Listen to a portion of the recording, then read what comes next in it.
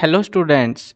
आज की इस वीडियो में मैं आपको बताऊंगा एचपीएससी क्लास 12 फिजिकल एजुकेशन यानी शारीरिक शिक्षा का सिलेबस और क्वेश्चन पेपर डिज़ाइन 2023-24 के सेशन के लिए। चलो शुरू करते हैं। मैं हूं अजय और आप देख रहे हैं सीसीएल क्लास।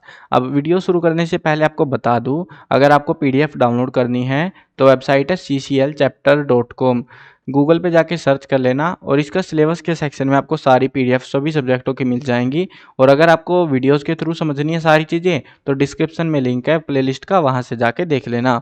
अब शुरू करते हैं और साथ में हम बताएंगे कि इसमें जो है फिजिकल एजुकेशन की जो बुक है वो कौन सी होती है, कौन सी से पढ़ना पड़ता है। सारे डाउट आपके क्लियर हो जाएंगे ये वीडियो देखने के बाद।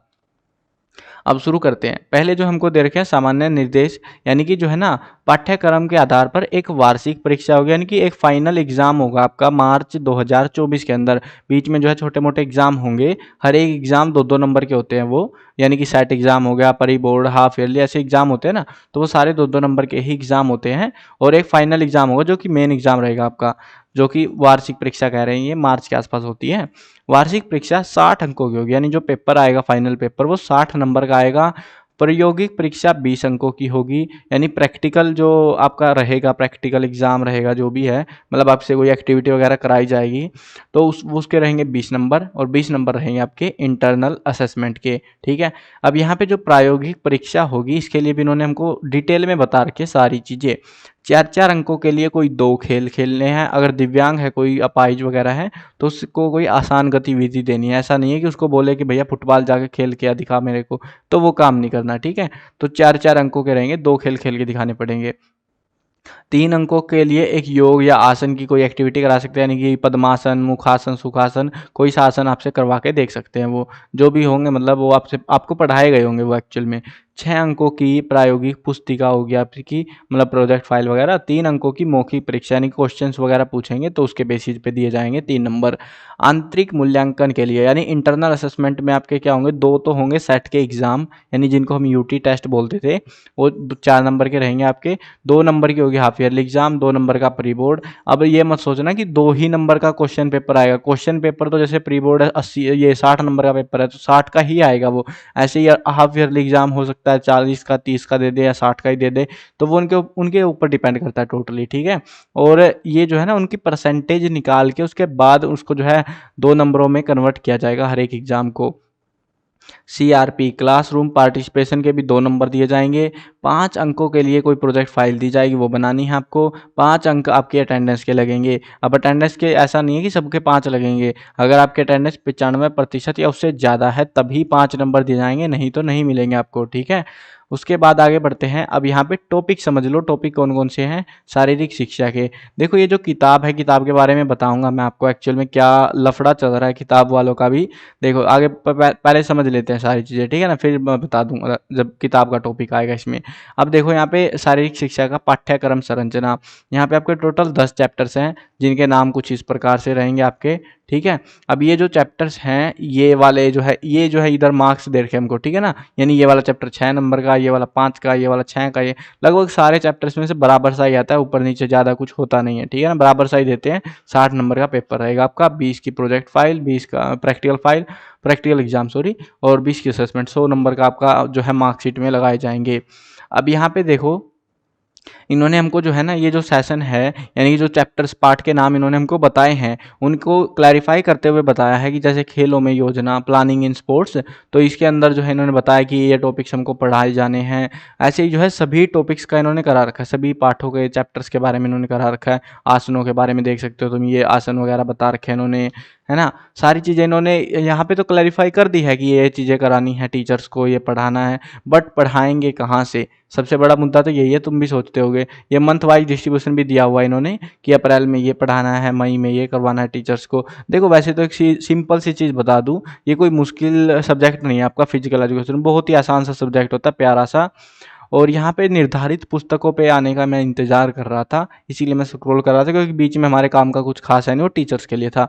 और देखो निर्धारित पुस्तक, पाठ्यक्रम संबंधित सीबीएसई द्वारा निर्धारित पुस्तक को पढ़े। ठीक है, अब देखो ये थोड़ा सा तुमको डाउट में लग रहा हो, भाई हम एचबीएसई वाले हैं और बोल रहे हैं सीबीएसई वाली किताब पढ़े, तो अजीब लग रहा है ना तुमको, मेरे को भी अजीब लगा। देखो एक कंपनी है जो कि हमारी किताबें बनाती है, तुमने नाम सुना होगा एनसीईआरटी का, है ना।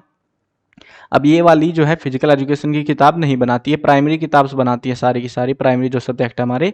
अब उसके अलावा जो सब्जेक्ट आलतू फालतू बच जाते हैं वो किताबें स्कूल वाले या इधर उधर से अरेंज कर लेते हैं ऐसे ही टेढ़ी मेढ़ी, तो वो अपने आप ही बनाई जाती है, बस ऐसे ही काम चलाओ। अब इसके लिए आपको क्या करना है, आपको सिंपल जुगाड़ तो यही है, या तो ये किताब अगर मेरे को मिली, देखो मैं बता रहा हूँ तुमको, अगर मेरे को मिली तो वेबसाइट cclchapter.com पर ई बुक के सेक्शन में ऐड कर दूंगा, ताकि आप में से जिसको भी मन करे डाउनलोड कर सके। ठीक है, अगर नहीं मिली तो देखो एक दो दिन में अपडेट हो जाएगी साइट पे, अगर मिल गई तो। अगर नहीं मिली तो समझ लो क्या करना है, आपको जो है गाइड लेके आनी है, क्योंकि बुक तो मिलने वाली है नहीं, इसकी बुक होती भी नहीं है एक्चुअल में, कोई प्रॉपर बुक नहीं है इस चीज़ के लिए।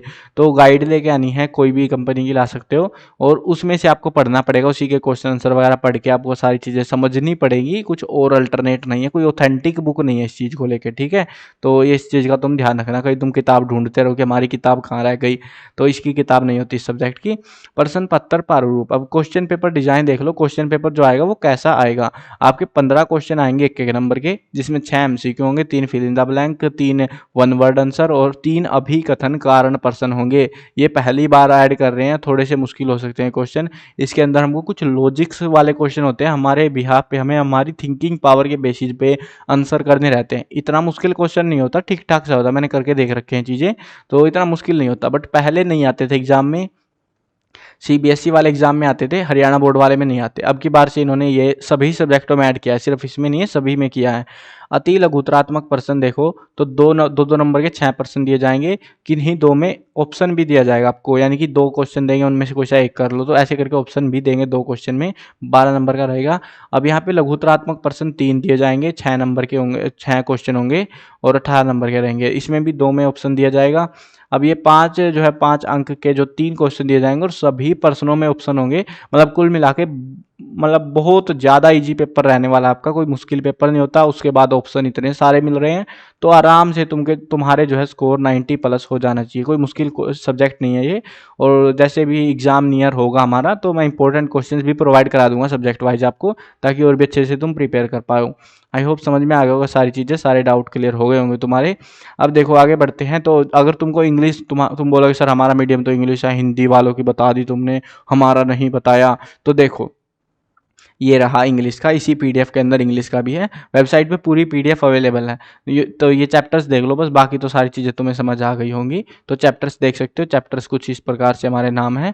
बुक मिलेगी तो मैं अवेलेबल करा दूंगा, जिस भी मीडियम में मिलेगी, अगर दोनों में मिली तो दोनों में करा दूंगा, एक में मिली तो एक में करा दूंगा, जो भी रहेगा डाटा उस हिसाब से आपको अपडेट कर दिया जाएगा।